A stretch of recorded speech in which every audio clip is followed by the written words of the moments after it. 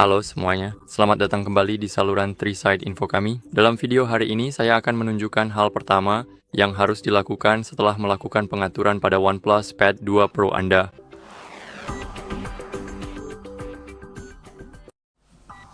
Jadi seperti yang kalian lihat, sekarang kita sedang melakukan pengaturan. Mari klik ayo mulai. Dan sekarang yang pertama yang perlu kita lakukan adalah terhubung ke jaringan Wi-Fi. Jadi mari menuju ke pengaturan. Kita harusnya otomatis ada di Wi-Fi yang baru.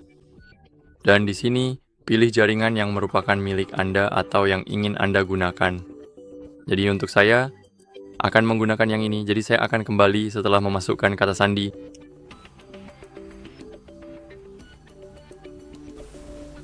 Sekarang, setelah mengklik sambungkan, kita sudah terhubung ke jaringan seperti yang bisa kalian lihat. Dan sekarang yang bisa kita lakukan adalah memeriksa pembaruan perangkat lunak. Sangat penting untuk memeriksa pembaruan di awal, karena Anda tidak ingin menjalankan perangkat lunak yang lama. Jadi, gulir ke bawah sampai kalian melihat sistem dan pembaruan. Sekarang, di sini pembaruan perangkat lunak, dan di sini seperti yang kalian lihat, versi saya sudah terbaru, tapi jika milik kalian belum, maka kalian perlu memperbaruinya. Pembaruan pertama biasanya sekitar 800 MB hingga 2 GB, jadi ini yang perlu kalian perhatikan. Yang biasanya saya lakukan adalah selalu mengubah mode dering menjadi mode senyap, karena saya tidak suka panggilan masuk berbunyi. Dan di sini, seperti yang kalian lihat, kita akan memiliki notifikasi dan pengaturan cepat. Di sini kalian bisa menggunakan mode split.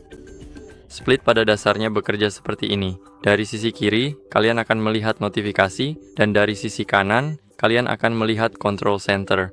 Sedangkan pada mode klasik, semuanya akan ada di satu tempat. Jadi, biar saya tunjukkan mode splitnya. Seperti yang kalian lihat, di sini kita punya control center, dan di sini kita punya notifikasi. Jadi, semuanya tergantung pada preferensi kalian. Sekarang, yang perlu kita lakukan adalah masuk ke akun Google. Jadi, mari kita buka Play Store. Sekarang klik masuk. Dan di sini nih, pilih siapa yang akan menggunakan perangkat ini, apakah orang dewasa, remaja, atau anak-anak. Jadi saya akan memilih orang dewasa atau remaja.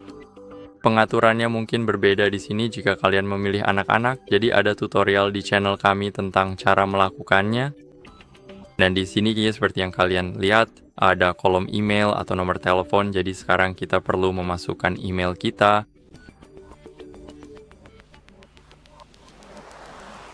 Dan setelah email, kalian harus memasukkan kata sandi, jadi saya akan kembali setelah saya memasukkannya. Sekarang mari kita klik berikutnya, klik saya setuju, dan di sini kita akan mengatur layanan Google tersebut, dan yang perlu kita lakukan hanyalah menunggu. Di sini, kalian juga bisa mengaktifkan pencadangan data perangkat.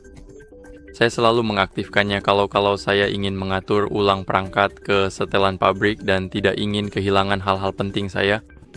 Jadi sekarang mari kita klik terima dan kita perlu membuka Play Store lagi. Seperti yang kalian lihat, sekarang mari kita klik tidak sekarang dan tidak terima kasih. Di sini kita perlu klik foto profil kita dulu, lalu pergi ke kelola aplikasi dan perangkat. Jadi pergi ke sini. Aplikasinya crash. Itu tidak bagus. Biar saya coba lagi. Icon profil kita, lalu kelola aplikasi dan perangkat. Dan di sini kita akan melihat pembaruan yang tersedia. Kita perlu melakukan pembaruan secepat mungkin, jadi langsung saja klik perbarui semua. Lalu kalian akan melihat bahwa proses pengunduhan sedang berjalan. Jadi seperti yang kalian lihat, sekarang kita bisa keluar dari pengaturan itu dan menunggu proses unduhannya selesai. Dan sekarang kita bisa mengatur biometrik dan kunci layar kita, jadi buka pengaturan. Di sini kita perlu masuk ke keamanan dan privasi. Sekarang, mari kita pergi ke buka kunci perangkat dan pilih kunci layar. Di sini kalian bisa memilih antara numerik, alfanumerik, pola, dan saya akan memilih yang numerik. Menurut saya, itu adalah kata sandi yang paling mudah digunakan. Jadi sekarang, seperti yang kalian lihat, ada pemberitahuan bahwa jika kita lupa kata sandi, maka kita tidak akan bisa lagi mengakses tablet kita. Jadi saya akan membuat kata sandi yang sederhana. Jika kalian membuat kata sandi yang terlalu mudah ditebak, maka tablet akan mengirimkan notifikasi untuk memastikan apakah kalian yakin ingin menggunakan kata sandi seperti itu. Dan di sini, seperti yang kalian lihat, sekarang kita punya opsi untuk menambahkan wajah kita setelah menambahkan kunci layar numerik. Jadi itu sebenarnya adalah langkah berikutnya, jadi biar saya lakukan dengan cara yang berbeda. Di sini saya akan masuk ke Face Unlock. Sekarang masuk ke Face dan klik setuju. Sekarang kita perlu memasukkan kata sandi kunci layar kita. Dan di sini, klik tambah sekarang. Seperti yang kalian lihat, sekarang kita perlu menjaga wajah kita tetap berada di dalam kamera ini, dan beginilah cara kita bisa mengaturnya dengan mudah.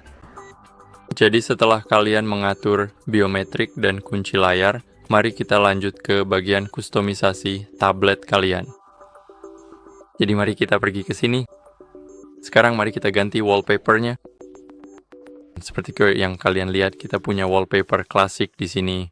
Saya kurang begitu suka dengan yang ini, tapi saya suka desainnya yang simple, jadi saya akan pilih yang ini saja misalnya. Dan di sini, saya akan klik terapkan ke, dan kita hanya bisa memilihnya untuk layar kunci atau layar utama. Atau kita bisa menggunakan wallpaper yang sama untuk kedua layar. Jadi sekarang mari kita pilih yang ini. Di sini kita juga bisa mengubah info tambahan, gaya jam, juga font jamnya. Kita bisa mengubah semuanya di sini termasuk warnanya, tapi saya sarankan untuk menggunakan yang default saja. Dan di sini kita juga bisa mencocokkan dengan layar kunci, dan di sini kita bisa mengubah hampir semuanya. Jadi seperti yang kalian lihat, kita bisa memilih wallpaper lain, atau kita cukup klik cocokkan dengan layar kunci. Dan di gaya ini, kita bisa mengubah tingkat blurnya. Jadi misalnya, jika kita ingin mencapai tujuan seperti itu, dan mungkin saja kita bisa menggunakan pola kelas tertentu yang telah ditetapkan sebelumnya. Jadi, mari kita gunakan jaringan. Sekarang mari kita klik terapkan. Dan setelah menerapkan pengaturan tersebut, Anda akan melihat perbedaannya. Jadi mari kita klik OK. Di sini kita dapat memilih warna. Saya selalu memilih classy atau trendy. Anda juga dapat mengatur warna khusus Anda, jadi kita dapat melakukannya dengan mengklik OK. Dan sekarang, mari kita tinggalkan saja, dan seperti yang kalian lihat, kita sudah punya wallpapernya di sini. Dan ketika saya membuka kunci layar, kalian akan melihat bahwa semua yang kita ubah di sini sudah ada. Jadi sekarang kita juga punya kata sandi, dan jika kalian mengaktifkan Face Unlock, maka fitur itu juga sudah ada. Jadi, yang bisa kalian lakukan sekarang adalah menghapus aplikasi yang tidak diinginkan. Ini sangat penting. Kalian tidak ingin sistem kalian yang penuh dengan aplikasi sejak awal. Jadi, buka pengaturan, dan di sini kita perlu masuk ke bagian aplikasi. Sekarang masuk ke manajemen aplikasi, dan setelah masuk ke manajemen aplikasi, kita perlu mencari beberapa aplikasi yang bisa kita hapus, karena tidak semua aplikasi bisa dihapus dari pengaturan manajemen aplikasi. Jadi mari kita pilih sesuatu yang memang bisa dihapus, seperti Netflix. Bayangkan kalian ingin tablet ini menjadi tablet gaming, atau kalian sama sekali tidak menonton Netflix. Dan seperti yang kalian lihat, kita bisa menghapus beberapa hal lain, seperti WPS Office, dan mungkin kita tidak akan bisa menghapus YouTube, tapi kita bisa menemukan beberapa aplikasi di sini. Namun memang cukup sulit, karena di sini juga ada aplikasi sistem, dan kalian tidak tahu mana yang harus dihapus, kecuali aplikasi yang memang kalian tahu kalian unduh sendiri. Jadi sekarang, setelah menghapus aplikasi yang tidak diinginkan, kalian bisa lanjut mengoptimalkan pengaturan baterai kalian. Jadi masuklah ke pengaturan tersebut. Sekarang masuk ke baterai, tepat di bawah aplikasi, dan di sini masuk ke mode baterai. Di sini kalian bisa memilih mode performa tinggi. Pada dasarnya, ini akan memaksimalkan performa sistem, tapi juga akan menguras banyak baterai, dan bisa membuat tablet kalian menjadi panas. Jadi sekarang di pengaturan kesehatan baterai, seperti yang kalian lihat, saya sarankan untuk mengaktifkan pengisian daya pintar. Pada dasarnya pengisian akan berhenti di 80%, lalu melambat hingga 100% sampai benar-benar dibutuhkan untuk digunakan. Jadi, sistem akan mendeteksi kapan kalian ingin menggunakan tablet. Misalnya kalian tidur dan meninggalkan tablet di charger, maka tablet akan terisi penuh tepat sebelum kalian bangun. Jadi itu cukup keren. Sekarang saya sarankan untuk menonaktifkan fitur lanjutkan pengisian daya di 95%. Jika baterai sudah terisi penuh, saya akan membiarkannya saja seperti itu. Dan saya juga akan pergi ke sini dan masuk ke pengaturan penghematan daya.